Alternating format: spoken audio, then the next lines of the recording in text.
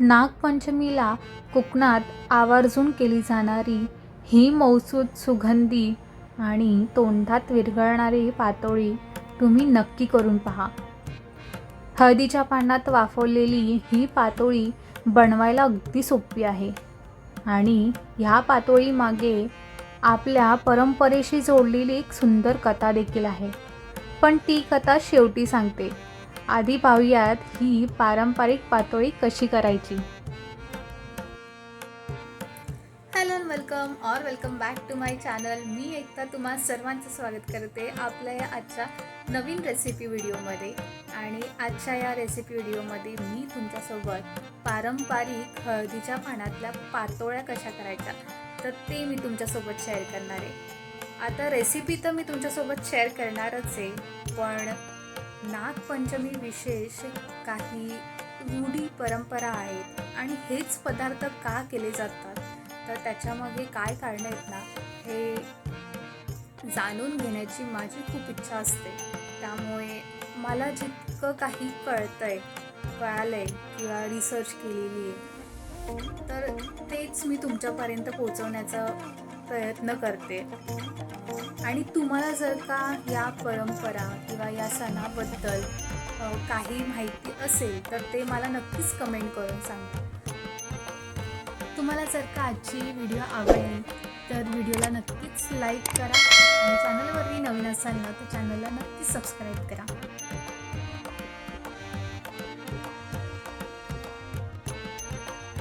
आता या सणासाठी लागणारं साहित्य म्हणजे साजूक तूप, 1 वाटी ओलं खोबरं, अर्धी वाटी गूळ, 1 चमचा खसखस आणि वेलची पावडर. इथे मी एका कढईमध्ये तूप घातले. तूप मी साधारण 2 चमचे घातले. तूप गरम झालं ना की त्यात खसखस घालायचं आहे, 1 चमचावर खसखस. आणि नंतर त्यात घालायचं आहे 1 वाटी ओलं खोबरं, ओलं किसलेलं खोबरं. आणि मग त्यात घालायचं आहे अर्धी वाटी गूळ. सगळं नीट परतवून घ्यायचं आणि मग त्यात घालायची वेलची पावडर. वेलची पावडर घालून गॅस अगदी बंद करून घ्यायचा आहे. तुम्हाला जर का हे सारण ना पारंपरिक पद्धतीने करायचं असेल ना तर हे न शिजवता सुद्धा वापरू शकता. फक्त सगळं एकत्र करायचं आणि सारण तयार करून घ्यायचं आहे. आता तुम्हाला प्रश्न पडलाच असेल की नागपंचमीला पातोळी, नेवऱ्या, दिंड असेच पदार्थ का केले जातात आणि ह्या दिवशी तवा, तळणं किंवा कापणीचे पदार्थ का टाळले जातात. ह्यामागे आपल्या पूर्वजांनी जपलेली एक सुंदर परंपरा आहे. नागपंचमीच्या दिवशी शेतीची कामं, विशिष्ट जमीन नांगरणं आणि कापाकापी करणं टाळलं जायचं. ह्यामागे एक प्रचलित पौराणिक कथा देखील आहे. आता ती कथा काय आहे तर ती मी नंतर सांगते. आपलं सारण जे आहे ते छान तयार झालेलंच आहे. आता तांदळाची उकड घेऊया. त्यासाठी मी 1 वाटी तांदळाचं पीठ घेतलं आहे आणि मम्मीनी उकड घेतली आहे. त्यासाठी एका कढईमध्ये ना मम्मीने 2 वाटी पाणी गरम करून घेतले. आता इथे ना पाणी उकळवून घ्यायचं आहे आणि त्यातलं 1 वाटी पाणी हे बाजूलाच काढून घ्यायचं आहे. खरं तर 1 वाटी तांदळाच्या पिठासाठी 1 वाटी पाणी हे पुरेसं आहे, पण बऱ्याचदा तांदळाच्या पिठावरती सुद्धा डिपेंड असतं. कारण की पीठ जे आहे ते जर का कोरडं वाटत असेल तर तुम्ही थोडंसं गरम पाणी त्यात घालू शकता.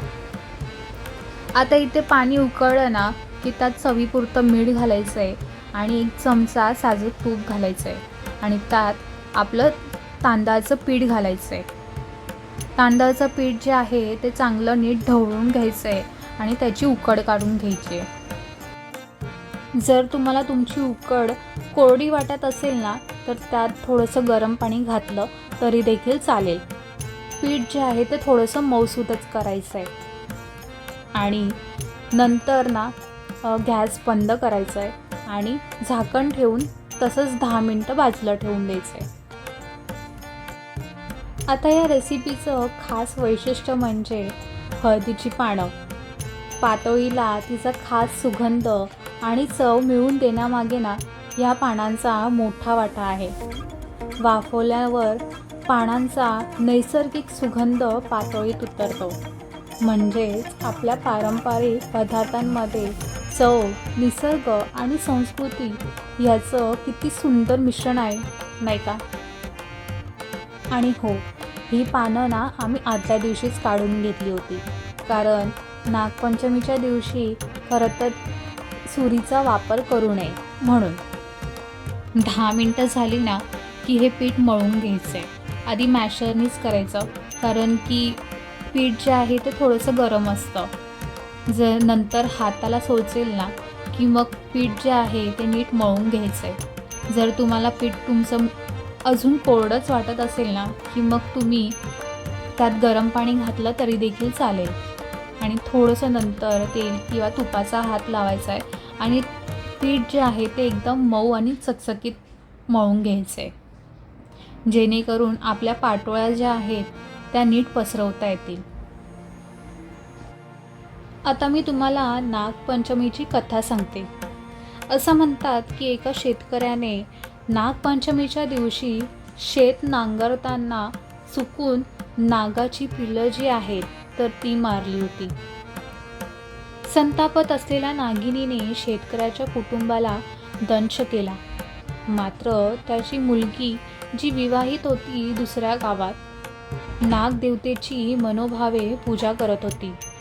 तिच्या भक्तीने प्रसन्न होऊन नागिनीने तिच्या कुटुंबाला पुन्हा जीवनदान दिलं, अशी ही लोककथा सांगितली जाते.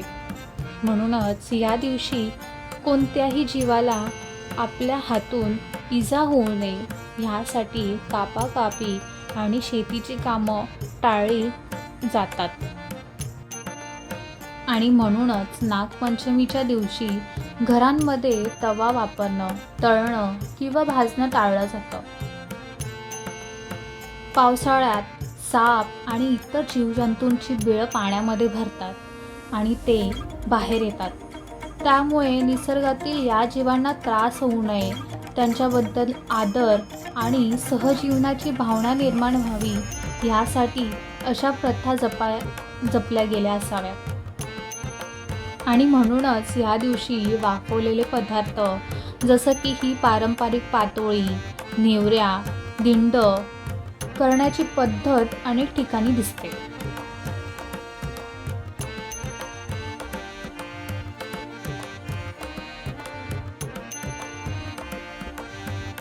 पातोळ्यांची खास स्टेप. हळदीची पानं जी आहेत ना ती स्वच्छ धुवून घ्यायची. त्याच्यावरती थोडंसं साजूक तूप लावायचं आणि आपलं तांदळाचं पीठ जे आहे ते पसरवून घ्यायचं आणि मधोमध आपलं खोबरं आणि गुळाचं जे सारण आहे तर ते भरायचं आणि पान जे आहे हळदीचं पान ते मधोमध दुमडून घ्यायचं.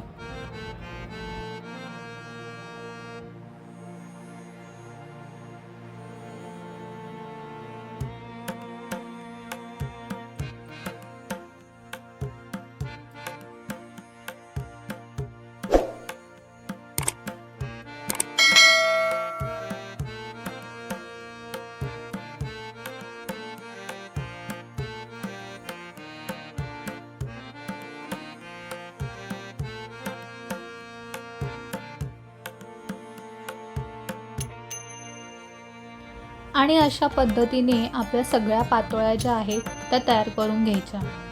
त्या आपल्या स्टीमरच्या भांड्यामध्ये एक एक करून ठेवून द्यायचं. भांड्याला जे आहे ते थोडंसं खालून तेल लावायचं. साळण असेल किंवा प्लेट असेल तर त्याला थोडंसं तेल लावायचं आणि आपल्या पातोळ्या ठेवून द्यायच्या. आणि अशाच पद्धतीने मी सगळ्या पातोळ्या ज्या आहेत त्या तयार करून घेतल्या.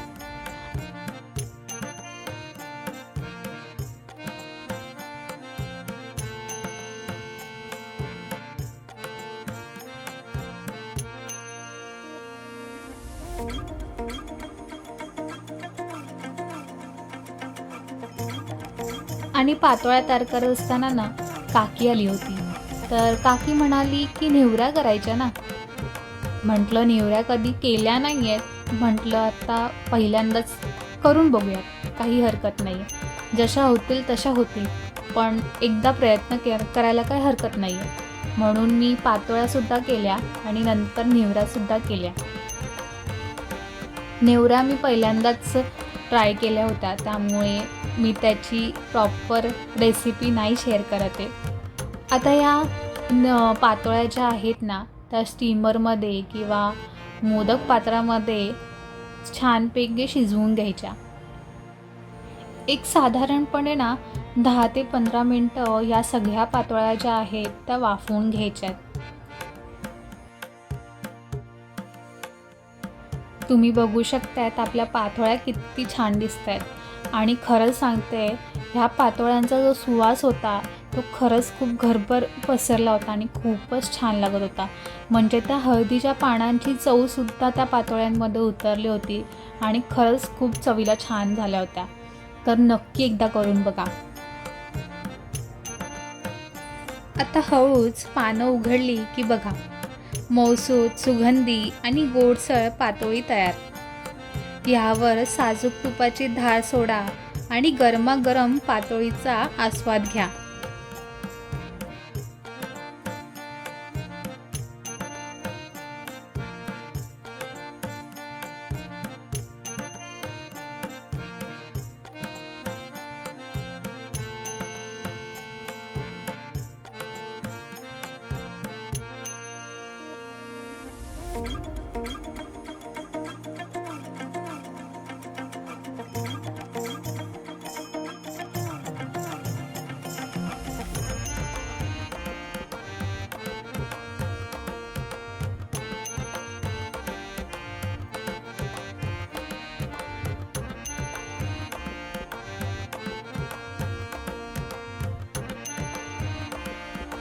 ह्यानंतर मी करायला घेतले ते म्हणजे नेवऱ्या. आपल्या कोकणात ना फक्त पातोळ्या नाही तर नेवऱ्यासुद्धा केल्या जातात. अगदी मोदकाची जशी पारी करतात ना तशीच करतात. मी खरं तर पहिल्यांदाच करते, म्हणून एकदा दोनदा पहिल्यांदा तर एकदम परफेक्ट जमली, पण नंतर थोडंसं ते पीठ जे आहे तर ते थोडंसं चिपकत होतं किंवा फाटत होती. नीट जमत नव्हती ती, जे पेटल्स असतात किंवा ती डिझाईन असते तर ती जमत नव्हती. पण करता करता नंतर ती हळूहळू मला जमायला लागली. पहिल्यांदा जेव्हा केली ना त्यावेळेला एकदम परफेक्ट जमली आहे. तुम्ही अगदी बाजूला बघू शकतात, एक मी केलेली आहे. म्हणजे मी केल्या मम्मीला दाखवली की बघ मस्त झाली ना. तर हो, तर ती बोलली की छानच झाली आहे. आणि नंतर मी ट्राय करत होते तर ती थोडीशी फाटली, कुठे काय, तर असं होतच होतं. पण नंतर अगदी परफेक्ट जमायला लागली. म्हणजेच काही तर ट्राय करायला हवं, काही ना काही नवीन ट्राय करायचं. आधी जमणार नाही, पण हळूहळू ती नक्कीच जमेल. जशी आपण करंजी करतो ना तशीच करायची, फक्त ही तांदळाच्या पिठाची असते आणि उकडून करतो. हे असं मधोमध सारण ठेवायचं आहे, जसं आपण पातोळीसाठी करतो ना तसंच. पण नंतर त्याला करंजीसारखं आहे ना तो एक डिझाईन आहे तर ती करायची आहे.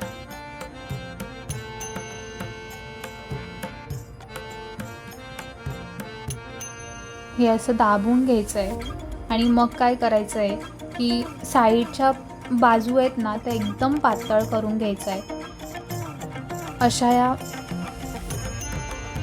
अशी डिझाईन आहे ना ती अशी गोल गोल फिरवत जायची. नंतर खाली जी आहे ती एकदम पातळ करायची. प्रत्येक वेळेस ती एकदम पातळ करायची आणि त्याला दुमडत जायचं आहे. हळूहळू दुमडायचं, नाहीतर बऱ्याचदा कसं ते फाटायचे चान्सेस असतात. म्हणून हळूच हलक्या हाताने करायचं आहे, हलक्या बोटांनी. खालून जे आहे ते नीट दाबत जायचं आणि त्याला थोडंसं पातळ करायचं आणि त्याला दुमडत जायचं आहे. तर अशी ही डिझाईन करत राहायचं आहे. आणि अशा पद्धतीने आपले नेवऱ्या ज्या आहेत त्या तयार करून घ्यायच्या आहेत आणि ह्यासुद्धा अगदी 10 ते 15 मिनटं वाफवून घ्यायच्या आहेत. जर का तुमच्या बोटाला हे पीठ जे आहे तर ते चिपकत असेल ना, तर तुम्ही एकदम थोडंसं तांदळाचं पीठसुद्धा लावू शकता किंवा गरम पाण्यामध्ये एक चिमूटभर थोडंसं पाण्यामध्येच आहे ना, तुमची बोटं जी आहेत ती थोडीशी हलकीशी ओली करून घ्यायची आणि मग त्या पाकळ्या ज्या आहेत त्या करून घ्यायच्या. म्हणजेच एकदम पातळसर झाल्या पाहिजेत ना त्या, म्हणजे त्या नीट दुमडल्या जातात. आणि अशा पद्धतीने सगळ्या ज्या नेवऱ्या आहेत त्या तयार करून घेतल्या. अगदी परफेक्ट नाही जमल्यात, पण हो, पहिला प्रयत्न होता आणि पहिल्या प्रयत्नात मी थोडंसं जरा चांगलं केलं आहे असं मी म्हणू शकते. नंतर कधी ट्राय करेन तर नक्कीच मी चांगला करेनच आणि मग तेव्हा त्यांची पण रेसिपी मी तुमच्यासोबत शेअर करेन. खरं तर सेमच आहे, सारखंच आहे, फक्त डिझाईन जी आहे ती थोडीशी वेगळी आहे. ही बघा, वाफवल्यावरती थोडंसं क्रॅक पडलेला आहे, पण काही हरकत नाही आहे.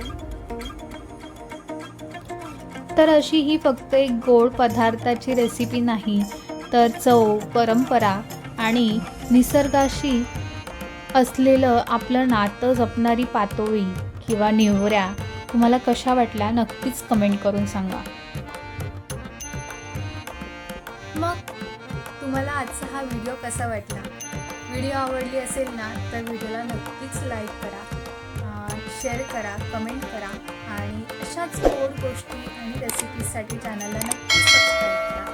आणि तुमच्याकडे कोणकोणते पदार्थ केले जातात किंवा या सणामागे किंवा या रूढी परंपरामागे काय करणार, जर तुम्हाला माहीत असतील ना तर मला नक्कीच कमेंट करून सांगा आणि भेटूयात तर नेक्स्ट व्हिडिओमध्ये.